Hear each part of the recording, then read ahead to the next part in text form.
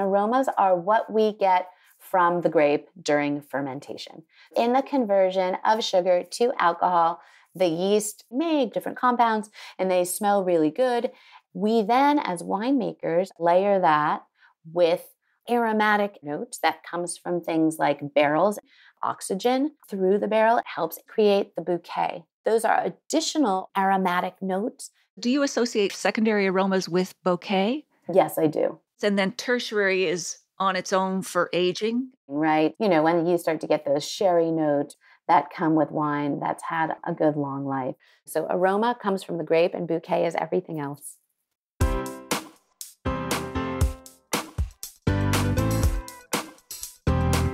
Do you have a thirst to learn about wine? Do you love stories about wonderfully obsessive people, hauntingly beautiful places, and amusingly awkward social situations? Well, that's the blend here on the Unreserved Wine Talk podcast. I'm your host, Natalie McLean, and each week I share with you unfiltered conversations with celebrities in the wine world, as well as confessions from my own tipsy journey as I write my third book on this subject. I'm so glad you're here. Now pass me that bottle, please, and let's get started. Welcome to episode 195. What's the difference between aroma and bouquet in wine? How does bright acidity taste? And why does Pinot Noir from different regions in California taste dramatically different? Well, you'll hear those tips and stories in part 2 of our chat with Kerith Overstreet, a winemaker at Bruliam Wines in Sonoma, California, and a former medical doctor. You don't need to have listened to part 1 from last week first, but I hope you'll go back if you missed it after you finish this one. Now, on a personal note, before we dive into the show with the continuing story of publishing my new wine memoir, Wine Witch on Fire, Rising from the Ashes of Divorce, Defamation, and Drinking Too Much. So I'm looking forward to the next editing phase for the book. I'm going through it to check for the following. Number 1, that the first sentence of every chapter draws you in, and the last one keeps you going. 2, each scene is evocative enough to make you feel like you're there. So this could be through small sensory details like the smell of freshly baked bread or the stormy blue of someone's eyes. I don't paint a complete picture because the magic of reading is that when you're given just a few details, your imagination will fill in the rest. 3, varying sentence rhythm for variety and pacing. Short sentences make you feel like you're moving quickly through the narrative. Longer ones are better for reflection. 4, getting rid of dialogue tags like he said and she asked when it's already clear who's speaking. Another way to do this is to include a character action instead. So, for example, do you think I'm a fool? George asked angrily. You can change this to, do you think I'm a fool? George slammed his fist on the table. See how the action is the dialogue tag, identifying who said what. Anyway, I'll share more of these next week. How do you improve your writing? Let me know. I've posted a link to a blog post called Diary of a Book Launch in the show notes at nataliemclean.com/195. This is also where I share more behind-the-scenes stories about the journey of taking this memoir from idea to publication. If you want a more intimate insider seat beside me on this journey, please let me know that you'd like to become a beta reader and get a sneak peek at the manuscript. Email me at natalie@nataliemclean.com. Okay, on with the show.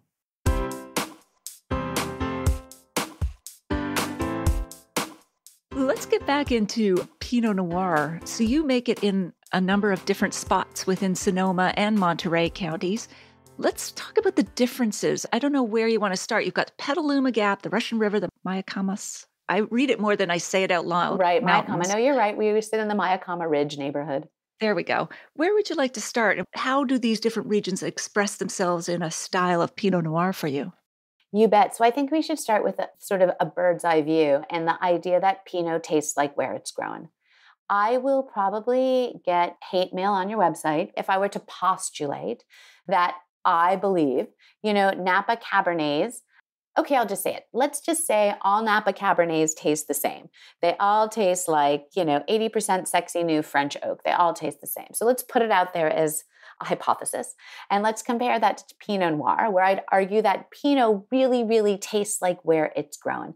So the same grape growing in different soil, with different exposure to sun, with different exposure to wind and to fog, is going to taste very different from Pinot grown in a vineyard under different circumstances.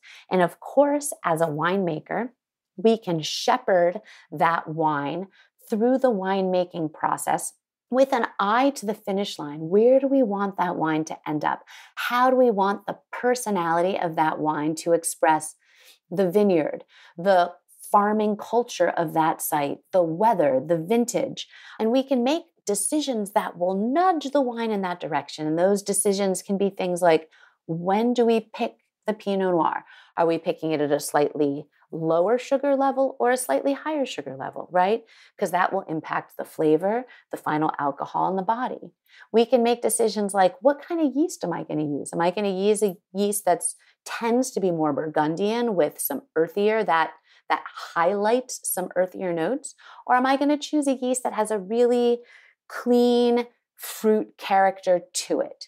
We can say, am I going to ferment at a higher temperature or a lower temperature? Am I going to age my wine in 40% new oak or 80% new oak? That'd be very unusual. Or 20% new oak. And where is that oak going to come from? Which forests? And all of those choices have impact on the final wine and where it's going to go. So when I choose a specific vineyard, it's because that vineyard has something to say. And every choice I make throughout the life of that wine nudges it in that direction. So we can start in the Russian River Valley, which is our estate fruit. So all of the wines I make, I buy fruit from famous vineyards with great growers who know a lot more about viticulture than I do, with the exception of the little vineyard where we live, which sits in the Russian River Valley. For people who don't live in California, the Russian River Valley sits in Sonoma County, which is north of San Francisco and west of Napa. So when we think about Sonoma County, we're thinking about the fact that we have the influence of the coastline and the ocean bringing to bear on everything that we do. And for me, making a Pinot from Russian River Valley, I think about, okay, what are all of the adjectives that master sommeliers shout out when they're swirling a glass of Russian River Valley Pinot? And, they're swirling and they're saying cola, red fruit, red candy, violet, potpourri, warm baking spices. And I'm like, aha, that's the kind of Russian River Pinot that I want to make, one that's really classic to the zip code where I live. So indeed, the Russian River Pinot that I make has loads of charm. It's easy drinking and smooth. It's bursting with cinnamon stick, red candy, cola. People who are charitable call it sarsaparilla. People who are not fans of Russian River Valley call it cherry throat lozenge. But it's that doesn't sound good. No, I know. That's what I said. It's uncharitable. But even cola and the other descriptor is cinnamon stick. Just sounds like it's a sweet, gloopy. And yet I love Russian River Pinot. Like, I guess it's just if you've got to assign some adjectives to it, but those don't sound very nice. It sounds too sweet.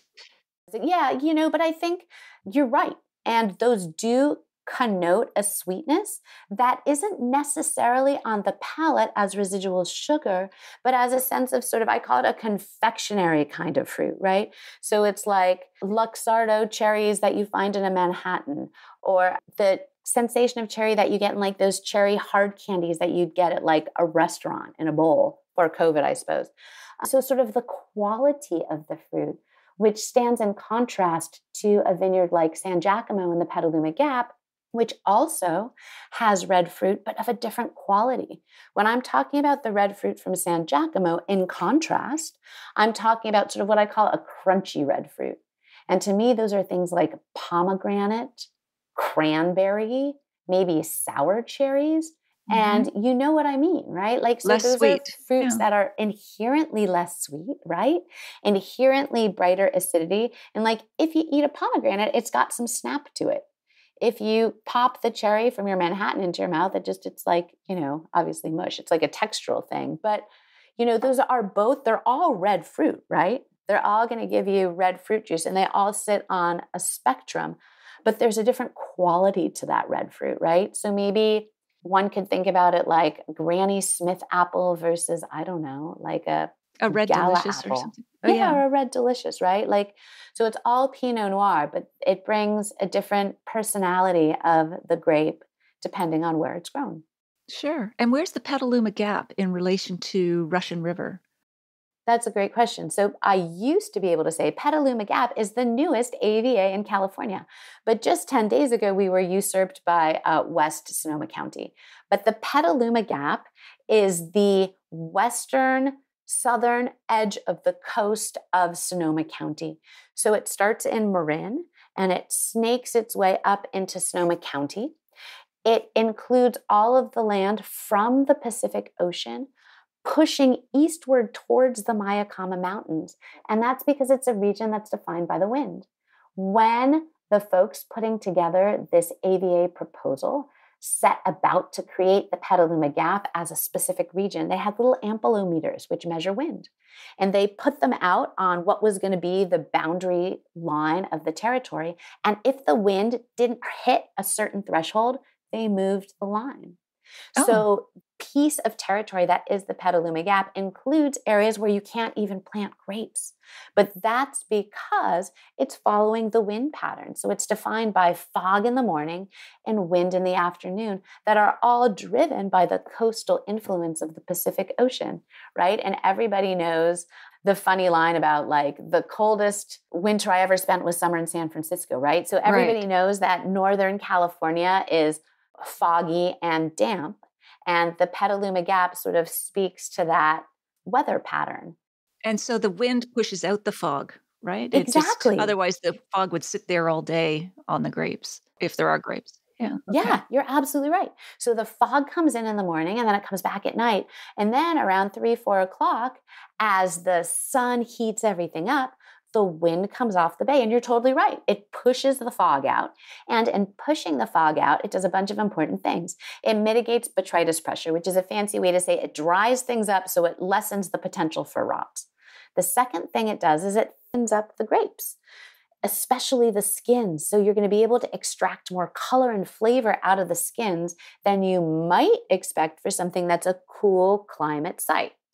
And so the grapes are thickening because they're protecting themselves from the wind? It's just a response from the grapes? Yes, it's just a response from the grapes. And the windier it is, they just tend to have a thicker skin, more of like the waxy cuticle on it. And as I said, when you are trying to extract color and flavor from Pinot, which is always the challenge and the job of us Pinot winemakers, Pinot is generally a thin-skinned grape, which is why we're always having to coax things out of it.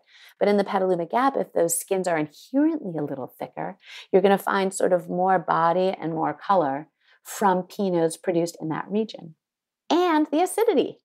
So instead of sweating, grapes respire off their malic acid, but having it be cool allows the grapes to keep their acid intact. I was wondering how that worked because you're getting more extraction of flavor, and yet you were talking about the Petaluma Gap having more of the higher acidity. So those are the two effects of the wind counteracting each other, which is interesting. I imagine, does that make a more complex wine in your estimation at the Petaluma Gap because of that? I would say so, but I think what it really does is it sort of gives you some of the flavor and concentration that you expect from California Pinot Noirs, but it keeps acid and lift underneath it so that they don't get flabby. So, you need acid to keep things bright so that wines can age well, so it can balance out those fruit-forward characters, because nobody wants to drink something that's a monolith. That's totally not interesting, right? So you want to have all of these components working together, because there's areas of Sonoma Coast that are very, very cool, just like the Petaluma Gap. And those wines and those Pinots have really high, racy acidity. But they don't always have the same amount of body, color, or texture because they don't benefit from that wind influence thickening up the skin. Again, which brings us back to grapes taste like where they're grown, especially Pinot Noir. Pinot Noir tastes like where it lives. Yeah, it's such a reactive little grape. And by bright acidity, do you mean just higher acidity, or is there another aspect to bright? I've heard it often, but I always thought, well, what does that mean? I just think that it means prominent acidity, but prominent in a way that it's still integrated into the wine, not like a pokey elbow. When I think about bright acidity, I think about sipping a wine and then your salivary glands immediately react and you get more saliva in your mouth and you think, oh, I want to have a bite of food. And everything balances out together and you're like, oh, I want another sip of wine to elevate and sort of cut through that creamy risotto or whatever you happen to Sure. be eating. Sure. Oh, that's great. And then the Mayacamas Mountains, they pull the fog in from the east in the morning and then the wind comes in the afternoon. Is there something about those mountains that is special in terms of their effect on Pinot? Yeah, that's a great question. So the Mayacamas Mountains, for the most part, separate Sonoma from Napa. But in the lower southern part of the range, they shift orientation and they create almost a notch. If you were to fly over on a low plane, you'd actually see sort of a rivet, like a divot, I suppose, for lack of a better word, and that part of the mountain range. And what that notch does is it drives that weather pattern. So the fog gets pulled towards that notch, it hits the Mayacamas Mountains, and it shoots out to San Pablo Bay. And again, that notch creates that churning wind pattern that pulls that coastal wind, which is coming off the bay, off the Pacific Ocean, and pulls it east towards the mountain range. So even though the Petaluma Gap includes vineyards that are 20, 30, 40 miles from the ocean, the grapes totally think they're at the ocean. They're like, wow, this is awesome. It's so nice and cool. I get this nice ocean breeze, even though they're sitting, east of the 101 freeway. So it's really the topography of the Mayacamas Mountains that drives this weather pattern. Fantastic. All righty. I love the way you can put things into such understandable language. What is the difference to you between oxidation and oxygenation when it comes to winemaking? That's a great question. So oxidation is when you cut a banana and you go to make your coffee and then you go take a shower and you come back and the banana that you cut to go in your cereal has already turned brown, right? You've opened up an avocado, you've chopped the onions and you've chopped the tomato to make guacamole, and much to your dismay, you go to scoop out that avocado and it's already turned brown. That is the best easy example of oxidation. And, it can happen via enzymes, it can happen via chemical reactions, but the same thing can happen in grapes.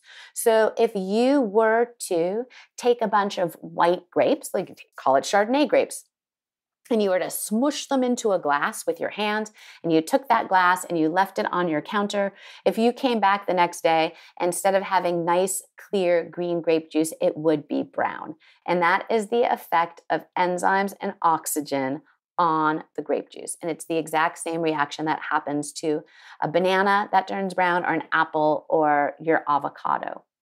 And wine made that's oxidized will taste stale and I don't know if it tastes brown, but it will taste tired, or is that right? You're absolutely right. So I was talking about oxidation in grape juice, and it can also happen in wine.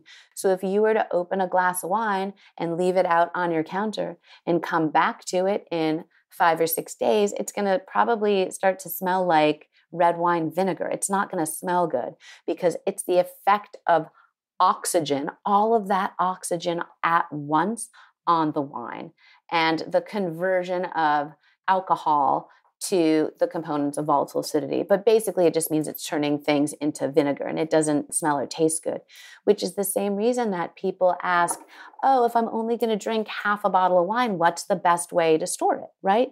Because we all know that head space, that ingress of oxygen all at once can have a detrimental effect on the wine. So easy enough, put it in your refrigerator. That slows down enzymes and will slow down that process, right?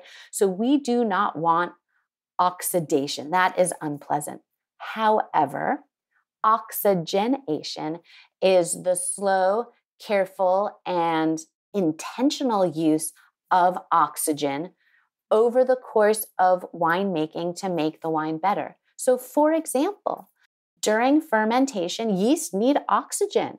They need oxygen to make their cell walls strong so they can withstand that rising tsunami of alcohol as sugar gets converted into wine. We need oxygen to help tame the tannins in wines, especially wines like Cabernet or Barolos from Piedemonte, wines that have these huge tannic structures that gum up our mouths. By adding small amounts of oxygen and oxygenation during barrel aging, those tannins can smooth out. And the oxygen via oxygenation coming in through the barrel staves allows those tannins to stick together. And instead of being like little short round globs, it lengthens them out into these longer tannin chains that are less abrasive in our mouth when we drink them. Right, because they don't find the little crevices in your mouth. They just sort of glide over like one lacy chain or whatever. They literally smoothed out. Exactly. And they do that a lot better when they're longer. Right. Okay, cool. And what's the difference between aromas and bouquet for you? Because we also get, primary, secondary, and tertiary flavor. So I just wondered how all of those things work together from your perspective.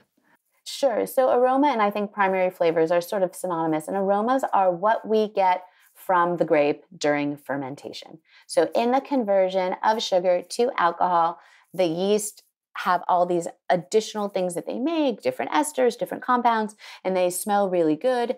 And that is the primary aroma of the grape. We then, as winemakers, are lucky enough to layer that with other aromatic and flavor notes that comes from things like barrels and barrel aging. Again, we can talk about the ingress of oxygen through the barrel and how that helps age the barrel. And those things create the bouquet. Those are additional organoleptic or aromatic notes that we can blend in just the same way that a chef will take a piece of chicken and they can saute that piece of chicken and everybody knows what chicken tastes like. But what if you were to add salt? What if you were to add cumin? What if you were to add ginger? What if you were adding oregano and rosemary, right? The resultant sauteed chicken breast would taste very different whether you were adding garam masala and doing something that was Indian flavor inspired, or whether you were adding herbe de Provence and making something that was very French herb inspired. In the same way, we can create that bouquet in a wine by aging the wine in different vessels and different kinds of oak, or not using oak at all, right? Say you wanted to just keep it in stainless steel. Yeah. So do you associate secondary aromas with bouquet? Yes, I do. And then tertiary is on its own for aging? For aging, right? So sort of is, when you start to get those sherry notes or those madderized notes that come with wine that's had a good long life. And sort of the fruit at that point in a wine's life, you get those caramel notes as well. Sort of the fruit is more diminished, right? So the primary aroma from the varietal of the grape is secondary or sublimated to these new flavor and aromatic compounds that you smell when you open up an older bottle of wine. And that's just sort of the age and evolution. Yeah, totally. I agree. Because I'd heard bouquet associated with tertiary, but for you, it's more with the secondary flavors of what the winemaker has done to the wine. Yeah, it is for me. And I think, bouquet is anything beyond the varietal character. So bouquet can incorporate all of those things. So aroma comes from the grape and bouquet is everything else. Okay, cool. That's great. Now, you also write all of your own website copy, and it's a lot of fun. You have a lot of personality. You had a lot of personality when you emailed me about being on the podcast. I couldn't resist. So how do you infuse your blog posts and social media with humor? Like, what kinds of things do you do to make it more lively and personal? I think like you, I really rely on humor to bring the human story and the human character to what I write about. And a lot of things that I write about can be pretty dry. As I said, nobody wants to talk about yeast strains or clones for 2 hours. So you have to sort of bring humor and metaphor to the writing to keep people engaged. And again, like you said, take something that's a complex or maybe seems like a scary topic and break it down into little nuggets and little bites that are digestible. And using humor and using funny comparisons to pop culture are really an easy way to do that for me. And do you have an example from your website that has gotten a good reaction? Oh, boy. Or social media, Right. perhaps? That's okay if nothing comes to mind immediately. No, sorry, that's okay. You caught me off guard on this one. Nothing's coming to mind immediately, but if you read through blog posts, like I'll say like, I don't know, like the yeast consume the sugar just like a hungry person at the end of a Peloton workout or, something like that. Relatable. Just sort of relatable to what we all do every day.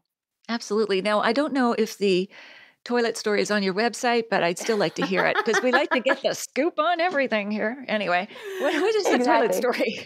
So you're going to pass it to me? Yes. Okay, so the toilet story is the story of my Santa Lucia Highlands fruit.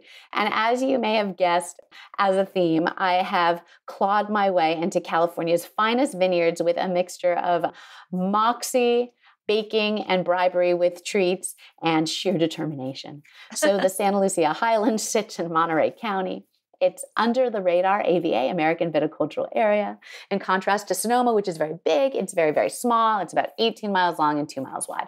And the first Pinot Noir that I tasted and fell in love with and had that aha moment came from the Santa Lucia Highlands. So of course, when I wanted to make wine, I thought, I love this Pinot. This is what I want to make. This is what I want to do. I got to go out and get me some of those grapes from the Santa Lucia Highlands. So I called the grower, Mark Pizzoni, of the vineyard that I read about. That vineyard is called Gary's Vineyard.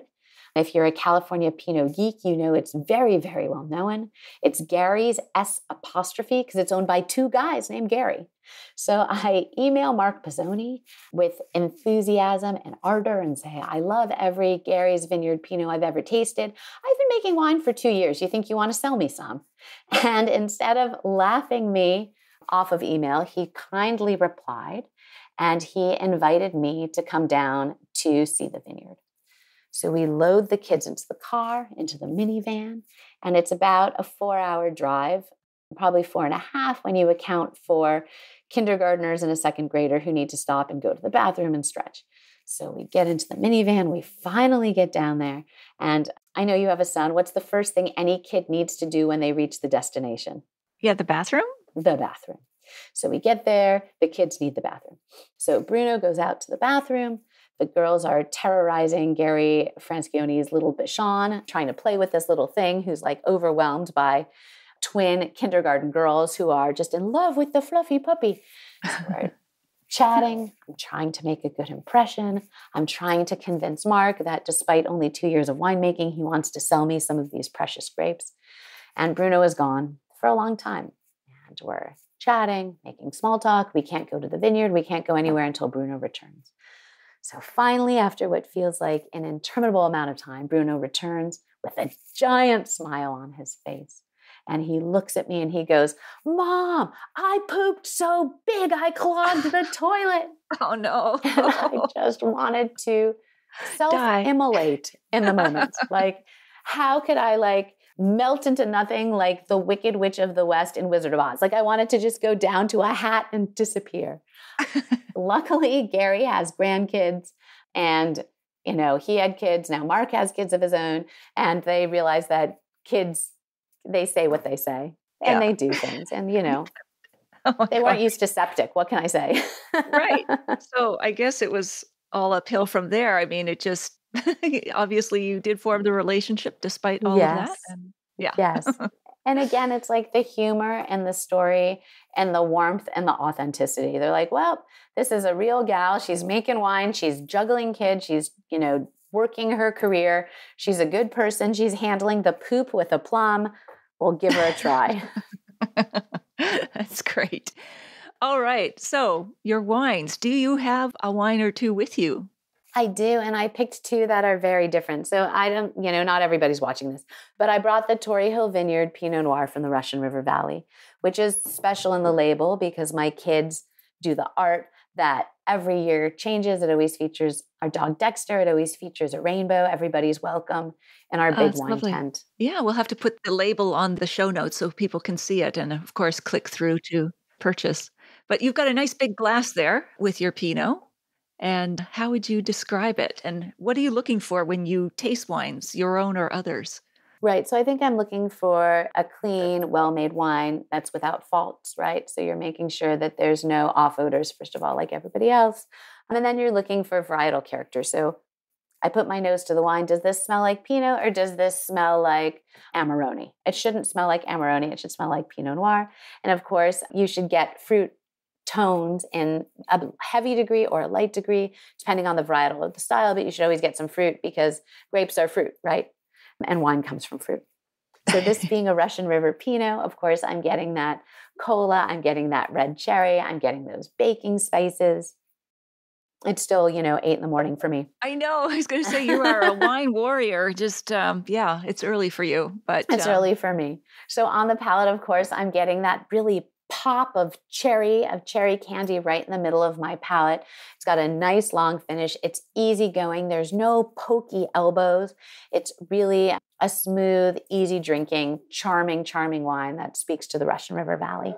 Wow. And what would you pair with it? What would be your ideal pairing? Well, gosh. So if I were doing my ideal pairing with this, since it's summertime, I think it would be really beautiful with a salad with grilled chicken and goat cheese. And maybe you could do like some grilled peaches in there, or like you could do some little pieces of cherry in there. And you could do like maybe a cherry red wine vinaigrette with it. I think that would be super delicious. It's also really great with salmon, since that's exactly what we had last night. It's a great pairing for that. And it's really good with pizza, especially pizza with umami. Pizza with umami? Is that with what any kind of umami? Yeah. So like if you do like mushrooms. Yeah, exactly. Yeah. That savory, delicious character. Yes. There's a lot of people who like to debate such things between Pinot and salmon. Like there's some people who say it's terrible versus those who love it. It seems to be a polarizing match. Do you know why that might be? Or is it just something you love and who knows why those people don't like it? Yeah, who knows why those people don't like it? They're dead to me. So I did like a plank salmon, and I did it in a marinade that had soy sauce and brown sugar and bourbon and orange juice, brown sugar, bourbon, and soy sauce. So the 4 things. And, it gets, when you put it on the grill, the brown sugar gets it like a little bit caramelized and crispy around the edges. And the soy sauce brings that umami flavor. The bourbon gives it some depth and a hint of smokiness. And of course, the orange juice again adds sort of the sugar content and keeps things moist. And I think that's great with Pinot, right? Okay, it speaks to like... Sounds good. And it's great with like a fattier cut of salmon, like a farm-raised salmon. So you get like a nice sort of fatty salmon that's not dry. And you get Pinot, which is a lighter style wine. You get complementary notes between some of the earthy notes that you can sometimes find in Pinot and some of the notes that you get from like the soy sauce and sort of like those little crispy edges. I don't know. I'm a fan. I love it. It sounds like you like to cook as much as you like to make wine. I like to eat as much as I like to make wine. How about that? That's great. And you have another wine there with you. What one is that? I did. I brought the Sobranas Vineyard Pinot Noir from the Santa Lucia Highlands, which we just talked about. And, obviously people are listening. They're not going to be able to see this, but the color is different, right? It comes from Monterey County versus coming from Sonoma County. And, I top them at the same time. It's not an oxidation problem. It just is a different color because the grapes grow in a different location. Sure. And when I smell this is like a sexy dark Pinot Noir. It's like a brooding Pinot Noir, right? So instead of bright, lively cherry, this is like brambly fruit, cardamom, a lot of earthy notes, herbal notes. You sort of get the sort of leather, some of those deeper base notes that you can get from aging in oak barrels. Mm-hmm. Sounds like your Heathcliff versus your Catherine. I think you've used that before, so I'm borrowing from you. This is Heathcliff. We can call Tory Hill Mr. Darcy, but this is definitely Heathcliff. Oh, I like Mr. Darcy. Okay. Yeah. Everyone loves Mr. Darcy. There's only one Mr. Darcy, Colin Firth. Exactly. Especially with the white shirt and coming out of the pond or whatever it was.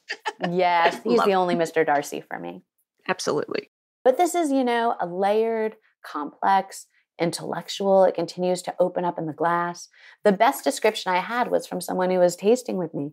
And they said, this is the wine that you want to open on like a wintry night when you and your beloved are like sprawled out on like a bearskin rug in front of a roaring fire. This is a dark and sexy Pinot. I'm like, That sounds I'm gonna use lovely. that. Yeah, I'll take absolutely. it. I'll take it. That sounds great. Oh, wow. Terrific. Let us go into the lightning round now. We will link to those wines on the show notes so that people can take a closer look at them and, of course, buy them if they like. But what is something that you believe about wine that some people might disagree? That there is a place for every wine. Like there is an occasion for every wine. There's no bad wine. No bad wine. Wow.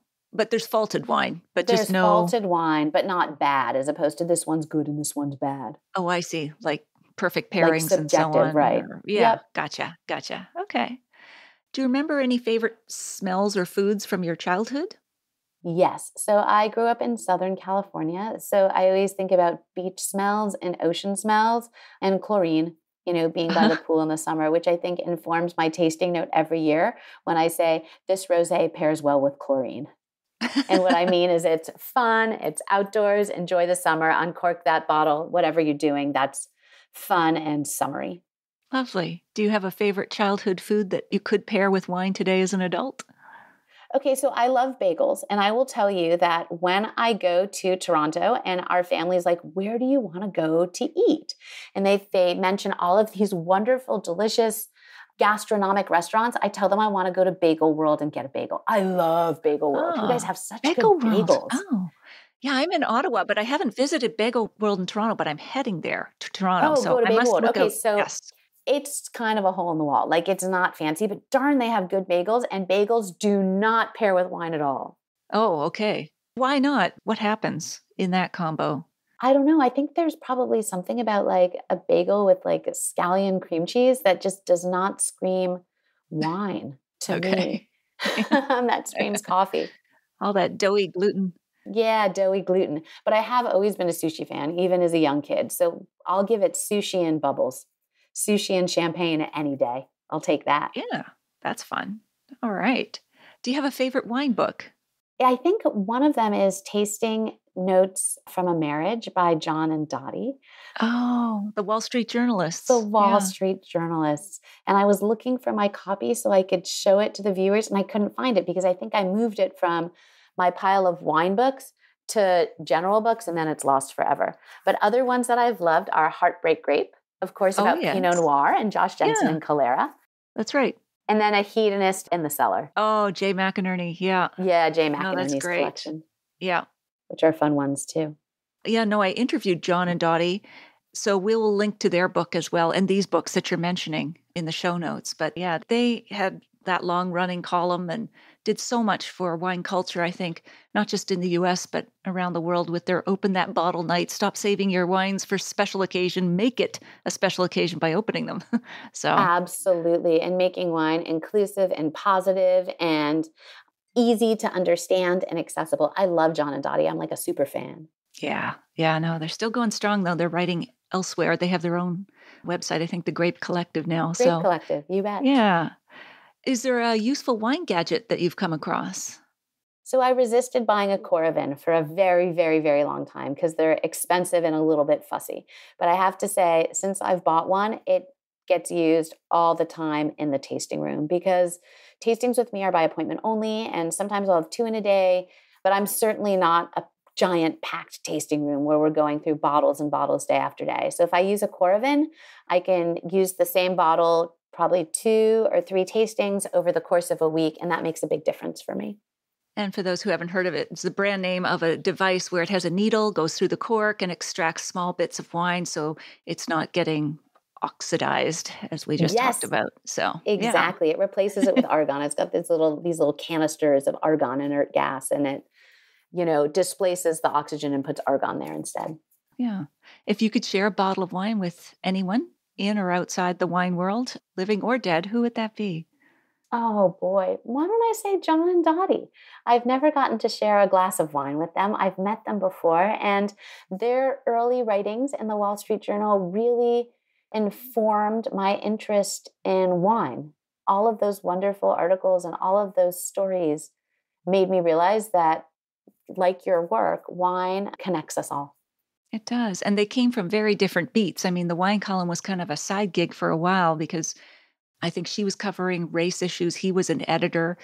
But then they were nominated for the Pulitzer Prize for their wine column. So they brought life into it, their family, the whole very human experience into their column. So yeah, wouldn't they be great dinner guests? That would be amazing. Yes, so many stories. And they're warm and generous, right? Like you feel like you're their best friend after you've read one column. Exactly. You're like, oh yeah, my best friend Dottie. Yeah, I was talking to Dottie. What wine would you like served at your funeral? Not to be morbid, but do you have a wine that you'd like everybody to celebrate your life with? Oh boy. So I've always had a soft spot for my 2014 San Giacomo Vineyard Pinot Noir. And I would say even if I bottled that in a Thuzela, I'm not sure it would make it to end of life without being oxidized. But I don't know. I suppose it would be nice to sort of have a panoply of the wines that I've made over the years. That's true. Yeah.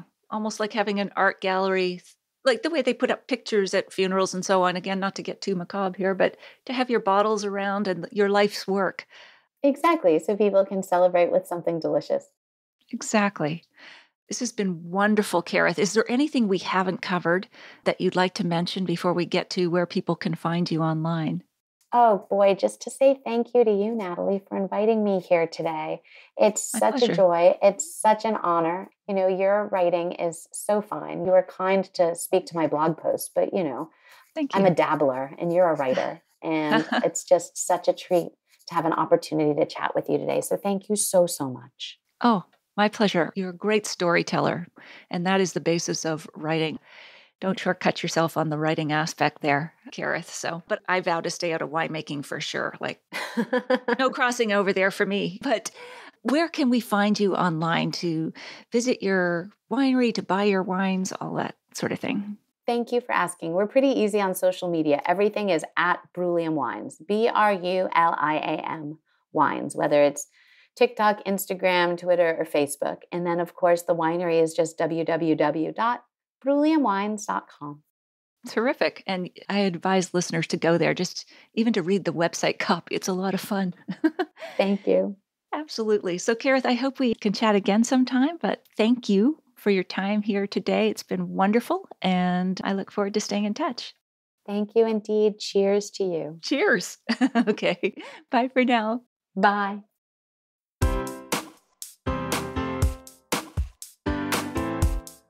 Well, there you have it. I hope you enjoyed my chat with Kerith. Here are my takeaways. Number 1, Kerith's outlining of the differences between aroma and bouquet in wine was super helpful, and that it really comes down to bouquet being anything beyond the grape varietal character. 2, I liked her definition of how bright acidity tastes. And 3, she gave us a great overview of how and why Pinot Noir from different regions in California can taste dramatically different. In the show notes, you'll find my email contact, the full transcript of my conversation with Kerith, links to her wines and website, and where you can find the live stream video version of these conversations on Facebook and YouTube Live every Wednesday at 7 p.m. You'll also find a link to my free ultimate guide to wine and food pairing. That's all in the show notes at nataliemaclean.com/195. Email me if you have a sip, tip, question, or want to be a beta reader of my new memoir at natalie@nataliemaclean.com. You won't want to miss next week when I chat with Lori Budd, the host of the podcast Exploring the Wine Glass. Lori's actually going to interview me this time. In the meantime, if you missed episode 85, go back and take a listen. I chat about tasting Pinot Noir and tips for writers with Sideways author Rex Pickett. I'll share a short clip with you now to whet your appetite.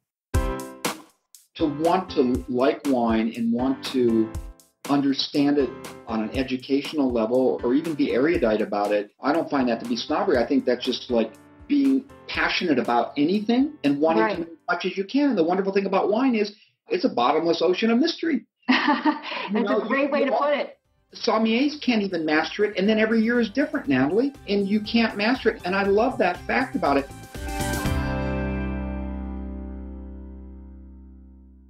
If you like this episode, please email or tell one friend about it this week, especially someone you know who'd be interested in the wines and stories we discussed.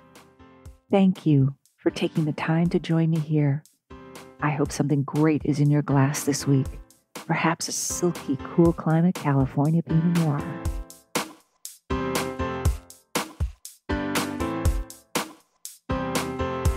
You don't want to miss one juicy episode of this podcast, especially the secret, full-bodied bonus episodes that I don't announce on social media. So, subscribe for free now at nataliemclean.com/subscribe. Meet me here next week. Cheers.